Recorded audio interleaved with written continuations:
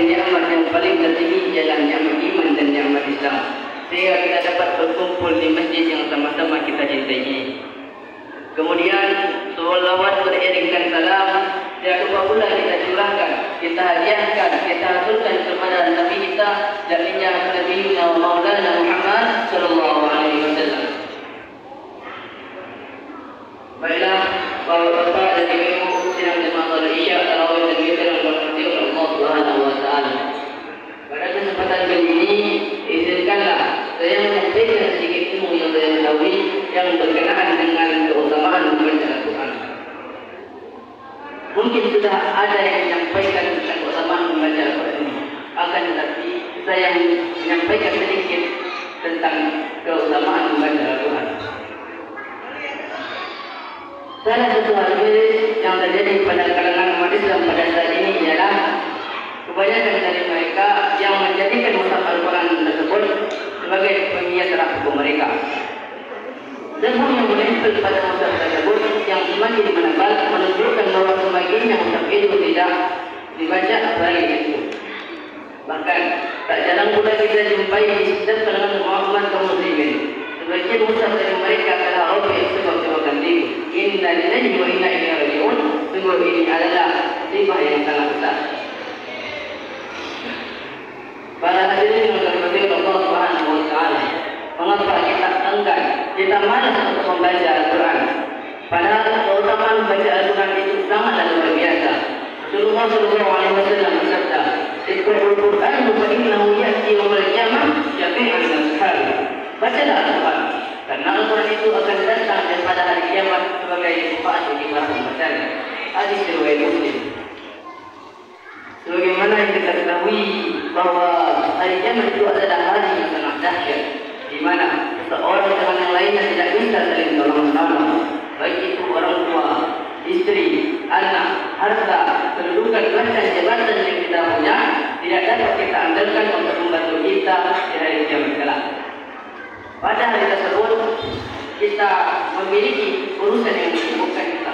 Kita sibuk memikirkan keselamatan kita sendiri. Tidak ada salah seorang pun yang sibuk memikirkan keselamatannya selain keselamatannya sendiri. Disebutkan di dalam Al-Quran, Bismillahirrahmanirrahim, "Fa'idza ja'a al-qiyamah yauma yafirru al-mar'u min akhihi wa ummihi wa abihi, likulli imri'in minhum yawma idhin sha'nun yughnihi." Yang artinya, maka apabila datang suara yang memaksakan dari kehidupan sakakala, pada hari itu seseorang seluruh manusia dari saudaranya, dari ibu dan bapaknya, istri dan anak-anaknya, pada hari itu setiap dari mereka memiliki urusan yang menyibukkannya. Quran surat Al-Baqarah ayat 3 sampai ayat 4. Pada hari itu sungguh beruntunglah bagi para pembaca Al-Quran dan mengamalkannya.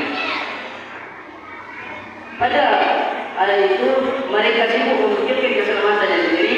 Al-Quran datang kepada para pembacanya akan melapor kepada Allah.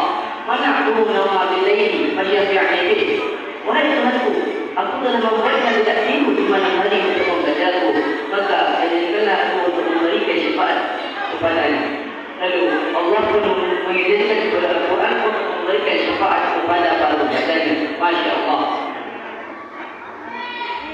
Para hadirin yang dirahmati Allah Subhanahu wa taala, selain syafaat, kita juga membutuhkan yang namanya amal pahala kebaikan yang dapat membantu kita di hari kiamat kelak. Contoh, kalau ada ibu, amal pahala kebaikan yang amat banyak tersebut dapat kita peroleh dengan mudah, yaitu dengan membaca Al-Quran. Rasulullah sallallahu alaihi wasallam bersabda, "Man qara'a harfan min kitabillahi bihi hasanah wal hasanatu bi'ashri amsalha." La aqulu alif-lam harfun, walakin alifun harfun, wa lamun harfun, wa mimun harfun. Yang artinya, barang siapa yang membaca satu huruf dari Al-Quran, maka ia akan memperoleh satu pahala kebaikan. Dan kebaikan tersebut dilipat 10 kalinya. Aku tidak mengatakan bahawa Al-Quran itu adalah satu huruf, akan tetapi alif satu huruf, lam satu huruf, dan mim satu huruf. Hadis riwayat Tirmidzi. Coba bayangkan para hadirin, jika kita membaca dalam sehari itu hanya satu halaman, alif andaikan satu halaman itu memiliki 300 ayat, 300 huruf, dan 300 huruf itu dikalikan dengan 10, itu berarti kita memperoleh 3.000 pahala kebaikan dalam waktu kurang lebih 5 menit. Seharusnya Bapak dan Ibu kita itu iri kepada orang-orang lain yang rajin membaca Al-Quran, karena betapa banyaknya pahala kebaikan yang ia peroleh di hari kiamat kelak. Saking banyaknya pahala kebaikan yang ia peroleh di hari kiamat kelak, Rasulullah SAW memperbolehkan kita iri. Tujuannya untuk apa? Tujuannya ialah agar kita berlomba-lomba untuk membaca Al-Quran. Rasulullah SAW bersabda, "La hasada illa fi ithnatayn, rajulun atahu Allahu Quran fahuwa yasluhu ana'u al-layli wa ana'u an-nahari, wa rajulun atahu Allahu mala fahuwa yunfiquhu ana'u al-layli wa ana'u an-nahari." Tidak ada hasad kecuali kepada dua hal ini.